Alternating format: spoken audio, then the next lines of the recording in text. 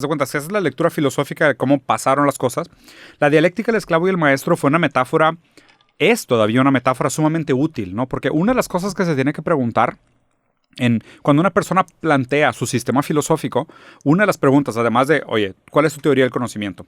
¿Cuál es tu teoría de la ciencia? ¿Cuál es tu teoría de la moral? ¿Cuál es tu teoría política? O sea, ¿eres idealista o eres materialista? ¿No? O sea, hay como unas preguntas estructurales para entender la estructura filosófica de una persona. Pero una de las preguntas fundamentales es, ¿cuál es tu teoría del sujeto? ¿De dónde surge la identidad? Sí. ¿De dónde surge la subjetividad? ¿De dónde surge la autenticidad? ¿Cuándo surge el individuo? ¿Cuándo surge el sujeto? ¿Okay?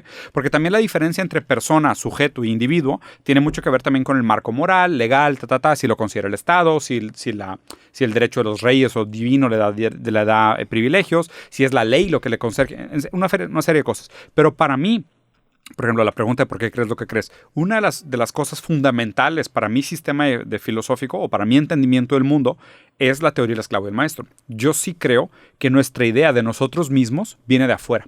O sea, viene de un otro. O sea, viene de que alguien nos tiene que reconocer o algo nos tiene que reflejar nuestro propio valor en el mundo. Ya sea tu trabajo, tu profesión, lo que hagas, tus gustos, la manera como la gente te ve, tu rol social, tu rol familiar, tu rol económico. Algo externo te da valor, ¿sabes? Entonces, por eso se me hace tan importante esta metáfora del esclavo y el maestro.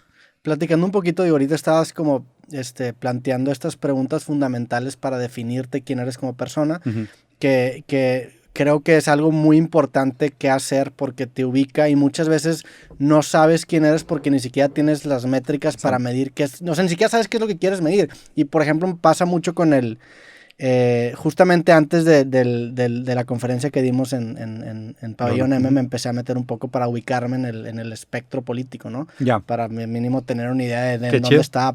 Y eso te acaba dando herramientas para definir que muchas veces ni siquiera sabías que eso existía. Claro. ¿Cuáles son tú esas preguntas fundamentales que ves para empezar a definir tu concepción tanto de lo que es tu persona como también tú, en dónde estás? O sea, ¿qué son esas preguntas, esos bloques con los que tú defines tu identidad? Porque si algo que te respeto a ti es que eres una persona que está muy convencido de quién es y es ese balance de que estás muy convencido de quién es, pero tienes una mente abierta para agarrar evidencia nueva y cambiar, pero es muy difícil cambiarte porque ya tienes una investigación muy previa que hace muy difícil que te tumben una idea. Sí. ¿Cómo fue ese planteamiento de lo que es tu percepción de ti mismo, güey? Ya, ahí, de hecho, o sea, qué raro que hagas la pregunta justo en este momento. La semana pasada preparé un video que hablaba sobre 5 diferentes criterios para desarrollar pensamiento crítico, ¿no?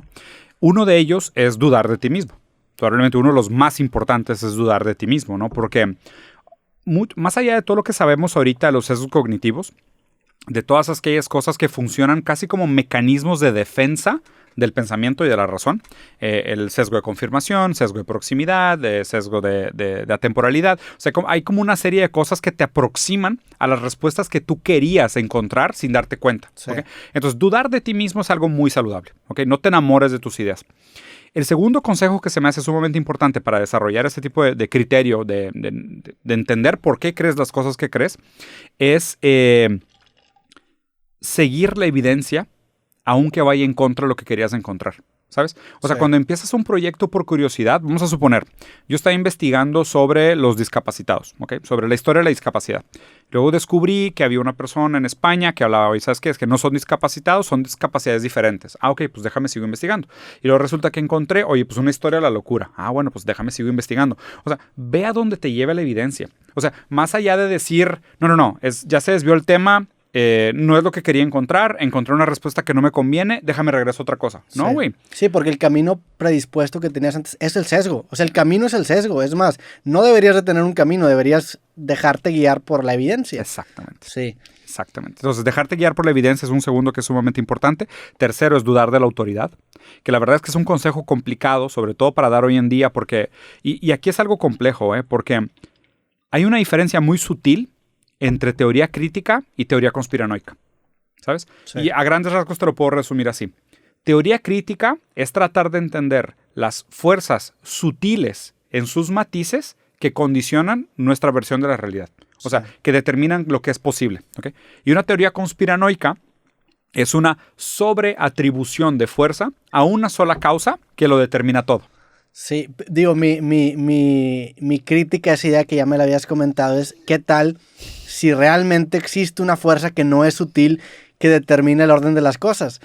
Entonces es como... Podría ser. También es un sesgo, ¿no? Claro. Catalogar Claro. la diferencia entre teoría conspiranoica y teoría crítica. Sí. También es un sesgo, porque a lo mejor Podría sí ser. existe algo así. Claro. Pero pues si sigues demasiado, es como es encontrar el sweet spot. Justo de- por eso te regresas al primero, que es dudar de ti mismo. Sí.